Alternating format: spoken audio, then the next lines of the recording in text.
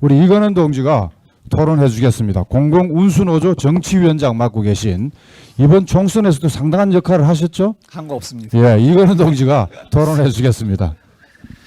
네, 반갑습니다. 지금 몇 분이 민주노당 시절을 자꾸 얘기하는데 제가 보기엔 돌아갈 수 없다고 생각합니다. 돌아가서도 안 되고 돌아갈 수도 없다라고 생각하고요. 들리시나요? 네. 네. 돌아갈 수도 없고 돌아갈 수도 없고 돌아가지도 않는다고 생각하고 있고요. 그 다음에 박성훈 대표님한테 혼날 것 같은데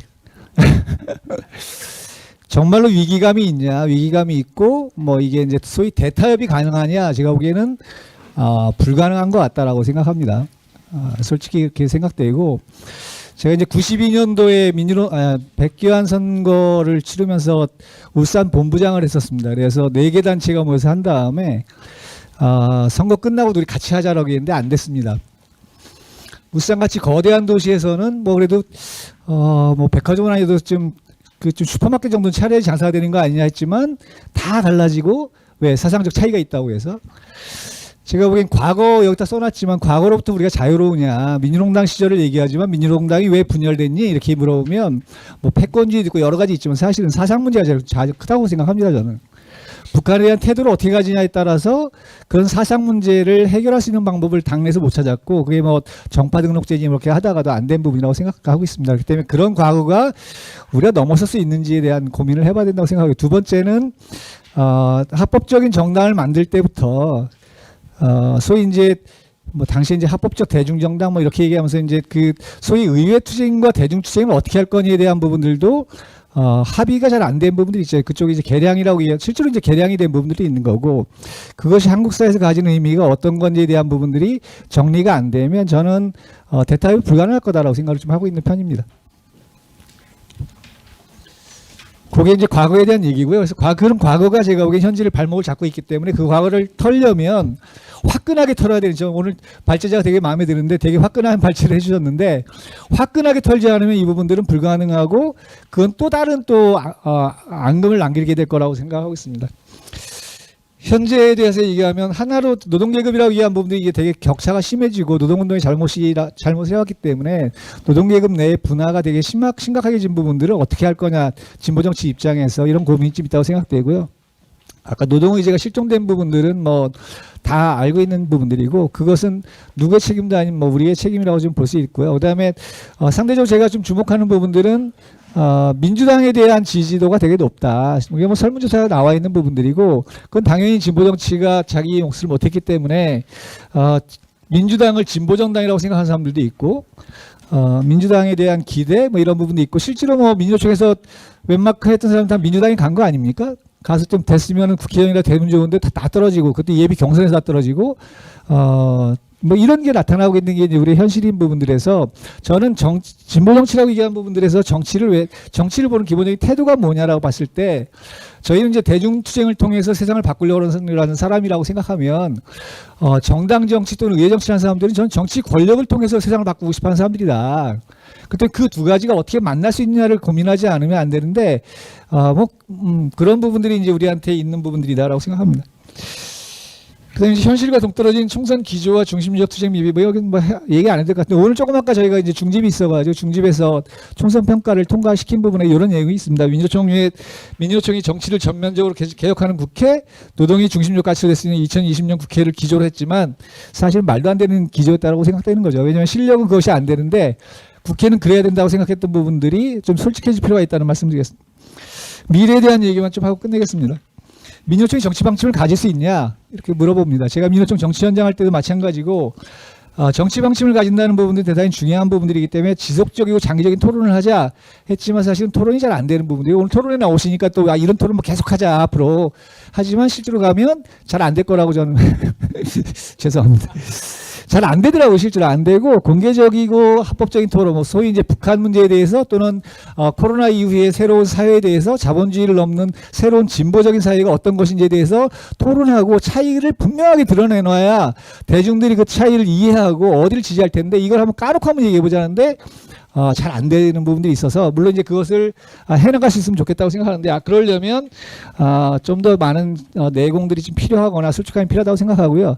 하나 이제 민주노총당을 만들자라고 얘기하는 부분들에서 저는 반대합니다. 왜냐하면 그것은 또 하나의 분란을 일으킬 거고 아마도 지금 현재 정당들이 있는 부분들이 인정해야 될 부분들이고 그 속에서 길을 찾는 게 좋겠다라고 생각하고 있고 그것이 다시 또 뭐 농민, 빈민 또 민주총 모아가지고 민주총당 만들면 민주총 100만이니까 뭐 이런 얘기는 제가 보기에는 저희 권영길 대표님 계시지만 97년도에 나갈 때 민주노총 조합은 43만 명이었는데 권영길 위원장님 43만 표 못 받으시잖아요. 그러니까 이걸 뭐 민주노총 조합원이 100만 명이니까 뭐 곱하기 맞죠. 이건 제가 보기엔 그건 전혀 안 되는 얘기라고 생각되기 때문에 민주노총당을 시도한다는 부분들을 만약에 하려면 분란이나 이런 걸 감수하고 진행해야 될 것 같다고 생각되고요. 그 때문에 저는 이제 아까 여기 이제 발제자가 있는 거 선거연합용 비례정당도 고민하셨다고 얘기하려면 죄송합니다. 5분 넘었네. 연동형 비대표자에 대한 투쟁을 좀 해야 될 거다라고 생각되고 그다음에 지금 현실 가능한 부분들은 사실은 공동 투쟁이 뭐가 가능한 건지에 대해서 좀 허심탄회하게 얘기를 하고 그 공동 투쟁의 과정에서 서로가 신뢰를 쌓고 그 속에서 진보 정책 재구성에 대한 얘기를 앞에 얘기한 소위 북한 문제에 대한 태도를 어떻게 할 건지에 대한 부분들에 대한 합의, 대타협 그다음에 또 하나는 의회 정치와 대중 투쟁하는 부분들을 어떻게 할 건지에 대한 대타협이 이루어져야만 제대로 된 논의가 시작될 수 있다라고 보고 있습니다. 이상입니다. 무대 통합을 또 모셔가지 않겠느냐. 민주노총당이니 노농빈당이니 이런 모양만 자꾸 그리지 마라. 이런 주장을 해주셨습니다.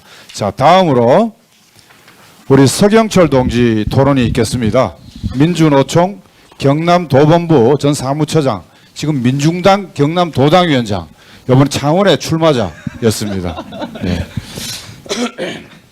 예, 그냥 이거 1998년도에 그 사무처장이었는데 저를 부르려고 이거를 타이틀을 넣은 것 같습니다.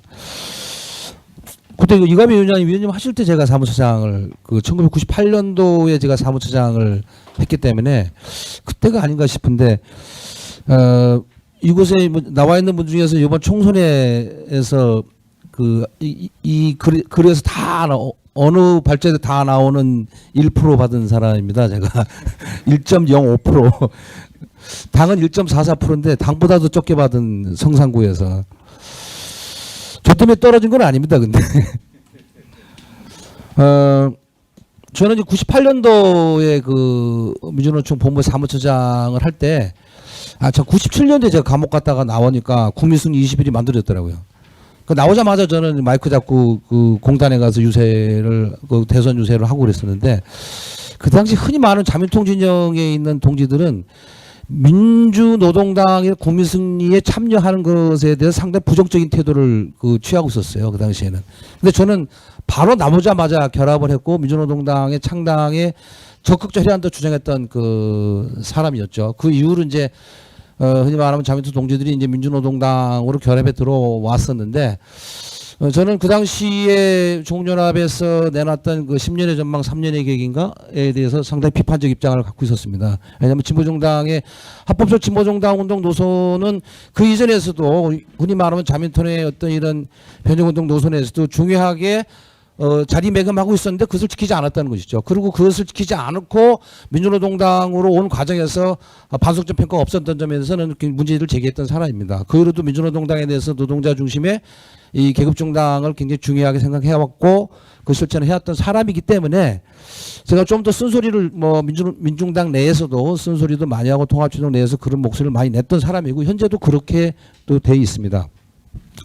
제 발제문은 상당히 구체적으로 좀 돼 있는데 이것은 제가 그때 보시면은 상상이라고 생각을 하시는 분들이 많고 실제로 상상일 수도 있지만 근데 우리가 운동을 계급운동이든 그 민족운동이든 하는 내 최상의 목표가 무엇인가에 대해서 곰곰이 따져보고 현재 대중들이 어떤 높이로 무엇을 요구하는 것을 따져보면은 두 가지를 생각해 보면은 현재 우리가 가야 될 길과 답은 정해져 있는 거 아니냐 이렇게 생각이 드는 것이죠. 우리는 뭐 사회주의를 지향하든 삼민주의를 지향하든 아니면 민족주의를 지향하든 간에 현재 대한민국 사회 진보운동에 몸담고 있는 사람들은 대한민국 사회의 변혁을 원하는 것이고 그것이 노동자 민중의 집권으로 나타나는데 노동자 민중의 집권을 위해서 과연 다 같이 가고 있는가에 대해서는 좀 회의스러운 입장에 있다는 것이죠.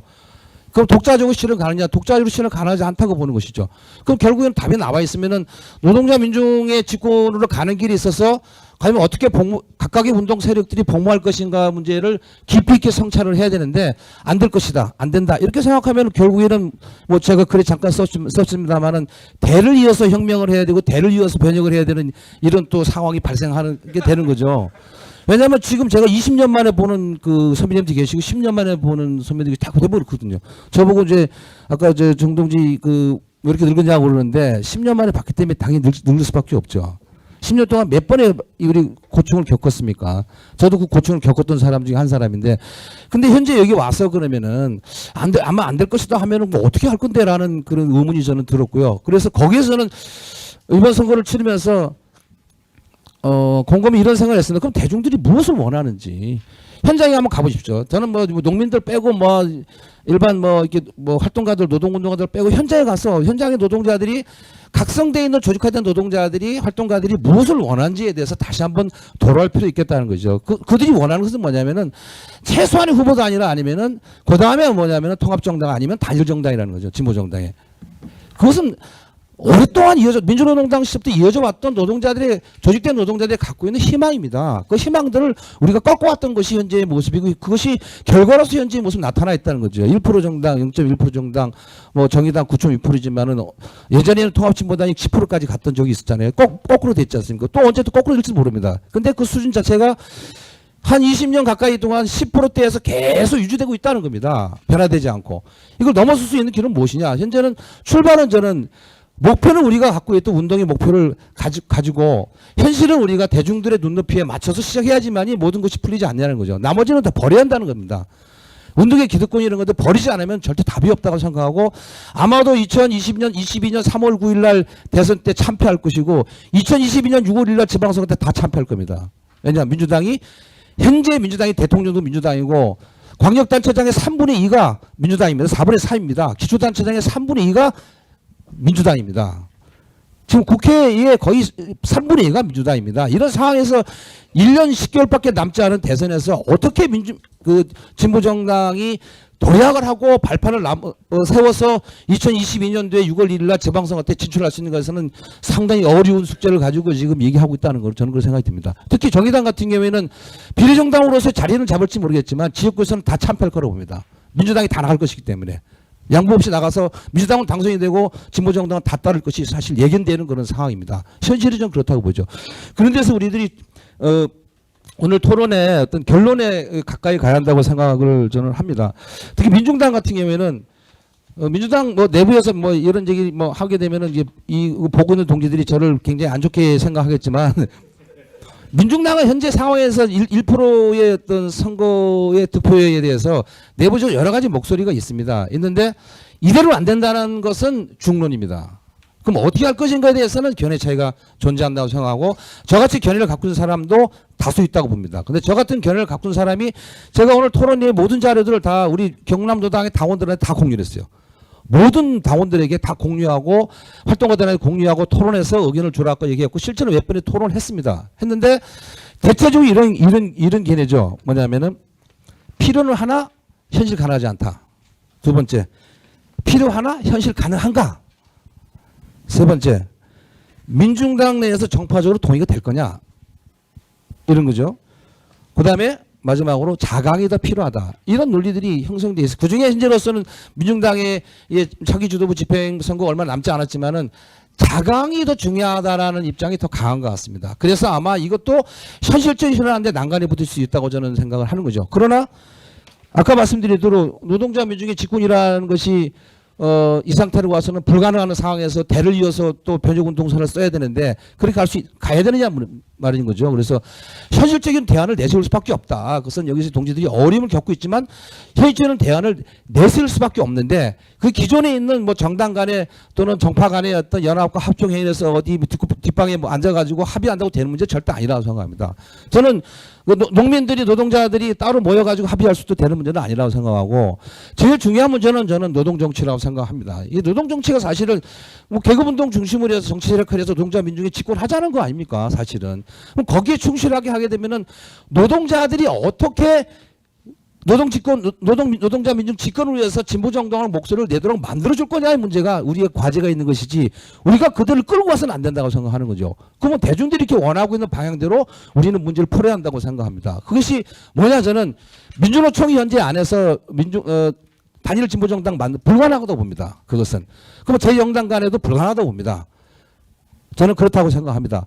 그게 뭐냐 제3지대에서 현재 5개의 어떤 진보정당이 있다 한다면 5개의 진보정당의 모든 정당의 조직적기를 할 수가 없기 때문에 제3지대에서 이 노동정치를 실현하기 위한 씨앗들을 만들어야 된다고 생각하고 그것을 실현의 과정들을 저는 2022년 3월 9일 날 있는 대선으로 잡아야 한다고 생각합니다. 그 앞에 준비 과정도 있을 것이고 뭐 창당의 노력도 있을 것이지만 2022년 3월 9일 날 노동정치 새로운 제3지대에서 창당되어지는 노동자 진보적 노동자 정당 재창당이라는 것이 그 과정에서 새로운 대선 후보를 노동자 후보를 세우고 그 노동자 후보가 저는 대선 후보로서의 기존에 있는 뭐 민중당이나 뭐 정의당이나 후보를 내세우면 경선에서 거기에서 나는 정리를 해야 한다고 생각하는 것이고 그때에 저는 2022년 6월 5일 1일 날 있는 지방선거까지 다 합의를 해야 한다고 봅니다. 그 과정이 저는 선거연합이라고 생각하고 그 선거연합을 거쳐서 저는 진보 대통합정당으로 한 걸음 나가야 한다고 생각을 하는 사람입니다. 문제는 뭐냐면은 이것을 실현하는 과정에서 누가 할 거냐의 문제인데 저는 누가 할 거냐의 문제는 누가 합니까? 여기 있는 사람들이 해야죠. 저는 그렇게 생각합니다. 그래서 화두를 던지는 사람들이 먼저 시작을 해야 한다고 생각하고 그 조직적 논의를 통해서 결의를 통해서 부관한다고 생각합니다. 언제? 바로 하지 않으면은 정파들의 또는 개파들의 논쟁에 휘말려서 저는 또다시 실패할 거라고 생각하고 오늘 이후로 만약에 그런 뜻이 있다면은 목마른 사람의 생을 판다고 바로 전 추진해서 제3시대에서 이런 목소리를 모아가지고 큰 흐름을 물줄기를 만들어야 되지 않느냐 이런 생각을 하고 있습니다. 마지막으로 저희 민중당에 대해서 한 말씀 드리면은 저는 사실 민중당 도당위원장으로서 이번 선거를 치르면서 굉장히 안타깝고 이것을 제가 이렇게 표현했습니다. 대중들이 민중당을 심판했다. 그래서 저는 욕을 많이 먹었어요. 심판했다고 얘기하면은 좌절해서 우리가 일어날 수가 없다. 그럼 내가 참패라고 얘기할까 그러면은 실패라고 얘기할까? 이것은 뭐 그냥 말장난에 불과하다고 생각합니다. 저는 1% 정당의 어떤 비참한 현실, 원외정대 비참한 현실이 아마 2년 동안 각고의 노력을 통해서 자각 노력을 비친다 하더라도 2022년 지방선거에서 저는 또 몰표하라고 할 거라고 생각합니다. 그런 몰표가 예상되는 상황을 이대로 갈 수는 없다라는 생각을 갖고 있고 민중당의 동지들한테도 이런 얘기를 적극적으로 할 것이고 만약에 그것이 좌절된다 하더라도 이런 노력은 또 다른 사람들이 또 이어갈 것이기 때문에 민중당에서 그런 역할을 하더라고 여기 모인 동지들께서도 큰 틀에서 이 노동자 민주 짓고 일한 가치와 현재 대중들의 요구를 눈높이에 맞춰서 앞으로 활로를 열어갔으면 좋겠습니다. 이상입니다. 예. 오늘 토론자 중에서 가장 구체적이고 구체적 일정까지 제시해 주신 우리 서경철 동지입니다. 이번에 총선에 출마해서 1표 얻은 당사자로서 처절한 대안을 제시한 데 대해서 박수 한번 보내주십시오. 자, 다음은 우리 이가병 위원장님 토론 차례입니다. 우리 비례로 나오셨죠? 예, 저도 출마했습니다. 예, 말씀해 주십시오. 예, 제가 토론자로 안 나오려고 했던 이유가 있었는데 제가 분명히 적어놨습니다. 욕하지 말라고. 표 작게 받았다고 잔소리하는 이런 거 듣기 싫어서 안 나오려 했는데 또 똑같은 일이 벌어져서 몇 가지 서두부터 이야기하자면 이런 게 있었습니다. 우리가 독불 장군으로 정치하진 않았습니다. 이번 같은 경우에 울산 동구에서도 김종훈 후보에게 공개 제안을 했었습니다. 후보 단일화 하자고. 토론하고 후보 단일화 방법까지 제안을 했었는데 거부당했습니다. 이유는 오만하기 때문에 그렇습니다. 근데 요건 우리가 얻어먹습니다. 묘하게도 4.5% 정도 차이로 졌는데 하차민 후보가 못 받았어요. 2% 정도밖에 못 받았지만 시너지 효과라는 건 분명히 있었을 거고 당선 가능성이 있었습니다. 근데 우리가 던졌던 표를 본 게 아니라 죽여야 될 적으로 생각한 거 아닌다면은 뭔가를 했을 거라고 생각했는데 대꾸조차 하지 않고 결과가 이렇게 나왔습니다. 우리 그냥 독불장군으로 뛰지 않았다는 거 증명하려고 이야기했던 거였습니다. 또 한편으로 제가 여기 쭉 기록을 예전 거를 기록해 보면 선거 때마다 선거 끝나고 나면 합쳤다가 찢어지고 쳤다가 찢어지고 계속합니다. 저는 묘하게 그때만 그런 정당이 있었는데 조금 묽고 있을 때는 들어왔다가 또 챙겨서 또 나가고 또 나가고 근데 없는 사람은 끝까지 굶어 죽는 걸로 남아있는 게 마지막 정당이에요. 사회주의 다 버리지 않습니까? 근데 여기 보면 사회주의 진보정당 계속 이야기해요. 뭐 진보정당이라는 얘기는 할 수 있겠지만 진보정당은 문재인도 진보정당이고 진보라는 얘기, 좌파라는 얘기까지 심지어 다 하고 있는데 우리가 진보 좌파를 여기에 갖다 대서 할 얘기도 아닌 것 같습니다. 이제는 뭐 다른 이름이 필요한데 제가 못 만들어서 그런데 뭐 중얼 갖다 넣든지 해야 되지 이게 진보나 좌파라 이름으로 우리가 살아남을 수 있는 정도도 아닌 건데 아직도 이름 그대로 쓰고 있고 진보정당 뭉쳐야 되는데 진보정당 뭉치도 뭐합니다. 사회주의 정당 하나도 없는데 뭉쳐서 어떡하려고요.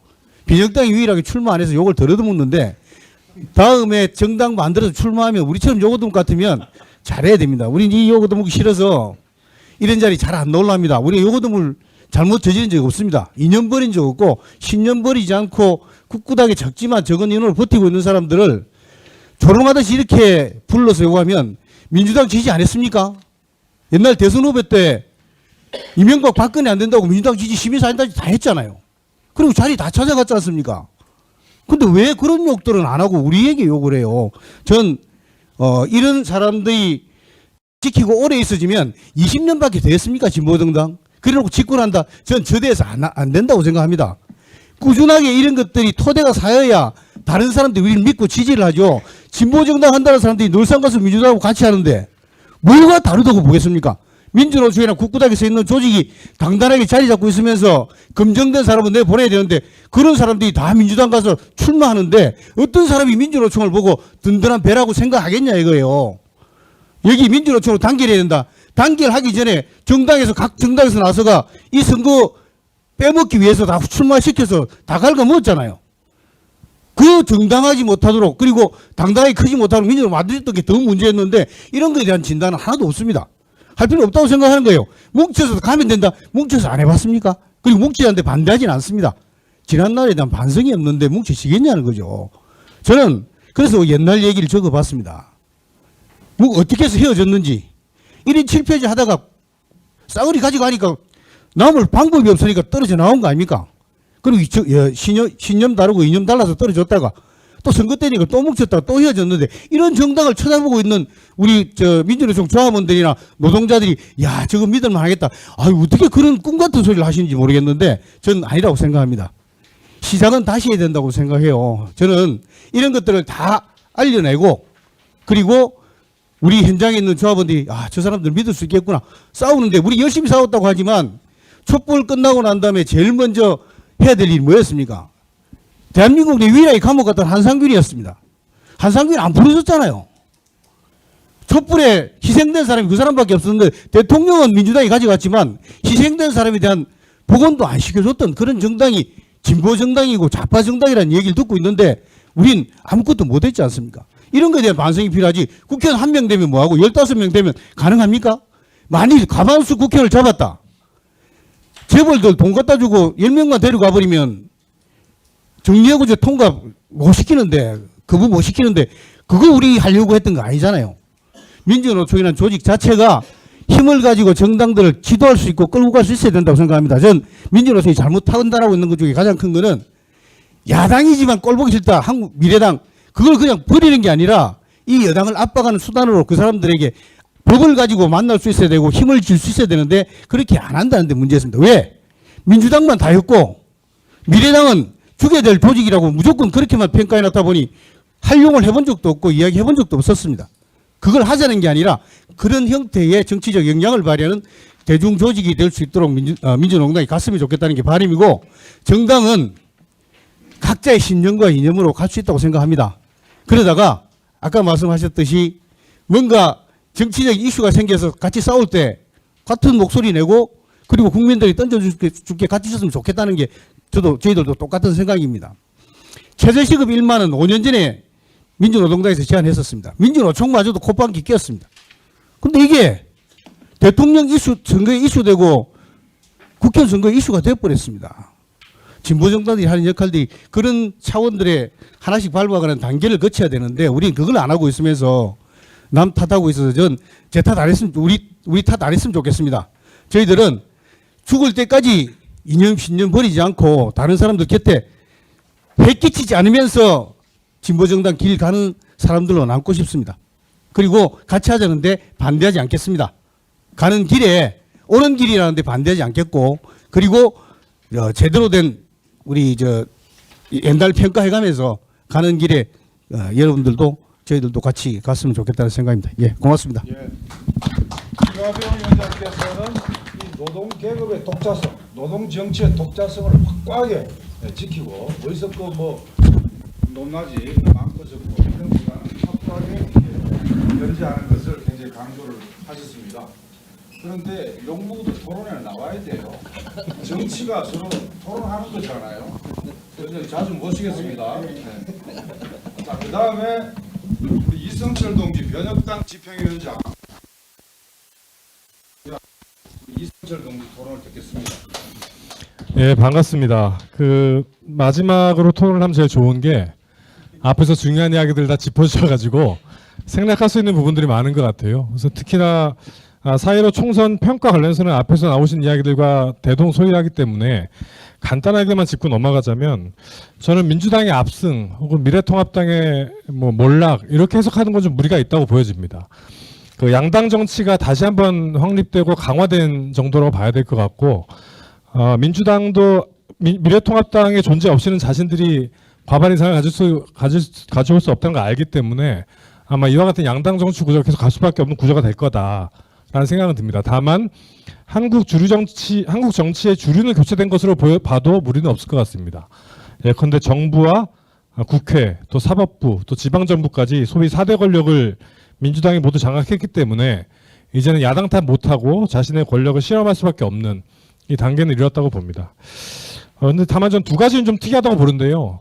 양당 정치가 어제 오늘 일이 아니니까 다들 아는 이야기였는데 이번에 선거에서 그나마 좀 기회를 갖고 기대를 가졌던 이유는 저는 선거제도의 변화 때문이었다고 보여지거든요.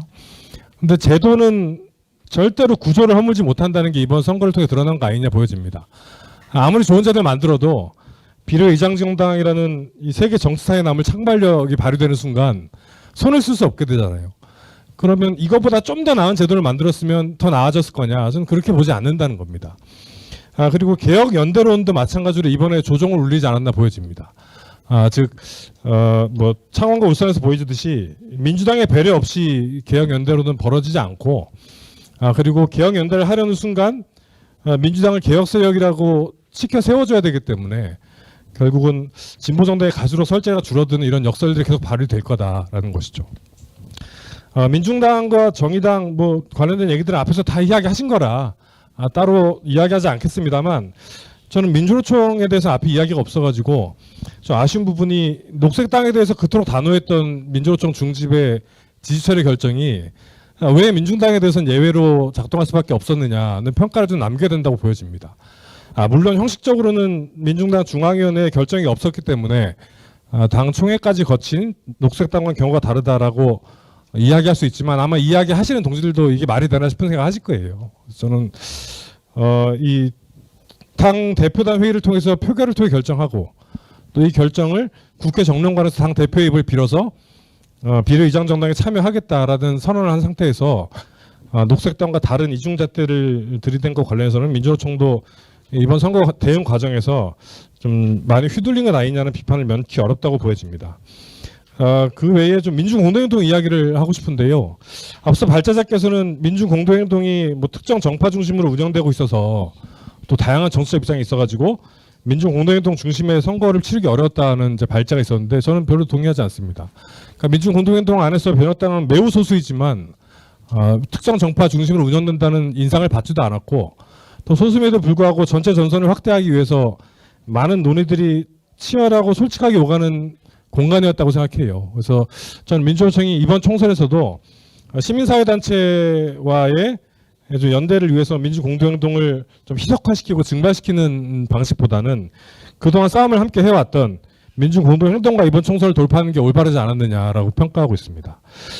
이유가 문제일 텐데요. 앞에 다 말씀 주셨지만 저는 이 개혁을 완수하기 위해서 여당을 압박한다는 전술은 적폐 세력의 일부인 여당 세력을 개혁의 주체로 격상시키기 때문에 반드시 피해야 될 입장이라고 보여집니다. 오히려 핵심은 노동 정치라면 반자본 이념과 지향을 좀 더 강화하고, 여기까지 우리가 잘하잖아요. 나는 반자본 지향이 있다. 우리는 사회주의 정치를 지향한다라고 이야기하는 건 잘하는데, 여기서 좀 더 넘어서 뭐 구호에 머물지 않는 생생하고 구체적인 정책과 대안으로 빚어내는 과정이 필요할 거라고 봅니다. 코로나 사태 관련해서도 저희 변혁당에서 상황 터지자마자 아주 구체적인 정책 대안으로 이 코로나 이후의 사회를 어떻게 끌고 갈 거냐에 대해서 안을 한번 내보자라는 생각으로 코로나 이후의 한국 사회의 방향이라는 이슈 페이퍼도 내고 했는데, 저는 저희 당의 입장이 옳고 이대로 따라오시면 된다는 이야기를 하는 게 아니라, 이런 방식에 자기가 서 있는 노선에서 현재 한국 사회의 구체적인 대안이 무엇인지를 서로 내주시는 게 필요하고, 그 내용 가지고 토론하는 게 필요하다. 내 생각에서 구체적인 정책 대안에 관한 좀 이야기들이 필요하다고 보여집니다. 앞서 가장 많은 이야기 나온 게 하나의 진보정당론인데, 저는 좀 심하게 이야기하면 이게 정치 창구 강제 단일화 방안이라고 봅니다. 입장의 차이가 있더라도 뭐 내부에서 싸워야 된다, 이런 이야기도 전 다수파의 논리라고 봐요. 그래서 저는 각자의 입장, 즉 이제 뭐 사민주의라고 저희가 칭하고 있는 정의당의 입장이나 또 진보적 민족주의라고 칭하고 있는 뭐 민주당의 입장을 비판하려는 것이 아니라, 그러니까 너희는 민족주의라서 글렀어라는 이야기를 하려는 게 아니라 서로 자기의 입장과 노선을 가지고 정치를 펼치고 있는 상황이라는 겁니다. 그럼 이것을 억지로 합치는 게 과연 올바를지, 저는 이건 이미 민주노동당의 실험을 통해서 한번 드러났다고 생각을 합니다. 그래서 사민주의를 인정하든 안 하든, 혹은 진보적 민족주의를 인정하든 안 하든, 서로가 자신의 노선을 가지고 진보 정치를 읽어나가는 과정들이 지금은 소중한 시기지, 이거를 하나로 합치는 게 맞다는 이미 실패한 이유 가지고 자꾸 밀어붙이는 건 좀 곤란하다는 생각이 들고요. 그래서 민주노총도 좀 갑갑하겠지만, 과거에 베테랑 지지 방침이 있을 때는 얼마나 정치사업하기 편했습니까? 모든 노조 돌면서 이 당에 가입하라고 시키고 돈 모아주고 그다음에 여기 찍으면 된다고 알려주고 하는 아주 간소하고 편안한 정치 방침으로 연명할 수 있었다면, 이제 진보 정치의 다원화 시대는 이 진보 정치 다원화에 문제가 있는 게 아니라 진보 정치 다원화 시대에 맞는 정치 방침을 찾지 못한 데 문제가 있다고 보거든요. 그래서 이것을 찾는 것을 좀 더 노력을 기울이는 게 필요하지, 닥칠 억지로 합치는 게 능사가 아니다라는 생각이 좀 듭니다. 지금까지가 이제 뭐 변혁당의 입장에 기인한 뭐 개인적인 소회를 좀 말씀드린 거라면, 저렇게 보니까 토론자 중에 제가 유일한 40대인 것 같아요. 그래서 저는 젊은 나이에 사무부총장을 하고 실장을 해가지고 끝나고도 아직 40대인데 좀 억울합니다, 이런 이야기를 들으면. 그러니까 민주노동당이 분당하고 통합진보당 사태가 나타나고 그렇게 해서 여러 과정들을 겪어올 때, 저는 여기 계신 동지들이 다 중요한 직책에서 자기 역할들을 해오셨다고 봐요. 당시에 30대였던 저는 떨어지는 상황을 그냥 소나기처럼 맞을 수밖에 없었거든요. 그리고 저는 변혁당 당원이고 좌파 운동을 오래 해왔습니다만, 민주노동당에서 17대 국회에 민주노동당 보좌관으로도 일을 했던 경험도 있습니다. 그러니까 민주노동당의 노선에 배척하지도 않았고, 이게 글러먹었다고 처음부터 외면하지도 않았었어요. 근데 이런 과정들을 쭉 지내오고 나서 이제 와서 서로의 잘못을 지적하면 이제 나는 괜찮은 것처럼, 민주노동당 실을 왜 안 돌아가냐, 노동빈당 왜 안 받느냐, 아니 노동빈당 그 지향이 무엇인지를 밝혀줘야 되는 겁니다. 예컨대 왜 필요한지를 이야기해줘야 되는 거예요. 진보 진영의 단일화, 이거 우리 논리입니다. 사람들한테 감동이 없어요. 노동민당에 무슨 감동이 있습니까? 어떤 사회를 만들겠다고 하는 건지, 어떤 지향을 만들겠다고 하는 것을 내세워야 되는데, 이걸 내세울 수 있겠습니까, 노동민당이? 앞서 이건원 동지 이야기처럼 북한에 대한 입장, 또 국민참여당에 대한 입장도 통합진보당 창당 과정에서 크게 다퉜던 내용이고, 또 당명 문제도 마찬가지입니다. 노동을 늘 거냐 말 거냐, 진보가 맞냐 민중이 맞냐, 이거 다 노선 문제잖아요. 이런 노선 문제들에 대한 해결 없이 하나로 합치는 게 제일 좋으니까, 그때 사업하기 편했으니까라는 방식으로 좀 너무 갈라섰던 분들이 젊은 세대를 몰아붙이면 젊은 세대들은 좀 억울하다는 말씀으로 마치도록 하겠습니다. 이상입니다. 우선 이성철 동지에게 대단히 죄송하다는 말씀을 드리겠습니다. 한 일도 없고 과오도 많으면서 나이까지 많아져 가지고 정말 저도 민주노총 대변인 대협력 실장을 거쳐서 민주노동당 최고위원 진보대 통합추진위원장 해서 만든 이 통합진보당이 그런 상황을 낳게 되어서 정말 이 자리를 빌어서 후배인 우리 이성철 동지에게 대단히 죄송하다는 말씀을 먼저 드립니다. 말씀하신 진보적 민족주의라는 건 없고요. 진보적 민주주의. 네, 네. 그런데 변혁당에서는 그렇게 봅니다. 예. 네. 문구 자체를 읽으셔야 한다. 아닙니다. 그래서 예. 그런 이제 시각의 차이도 이제 있습니다. 8분의 토론자의 목소리를 다 들었습니다. 지금부터는 청중 속에서 질문도 좋고 자기 주장도 좋은데 3분 이내로 하셔야 됩니다. 아무리 길어도 2분이면 더 좋고요. 짧게. 지금 황유준 동지 마이크 좀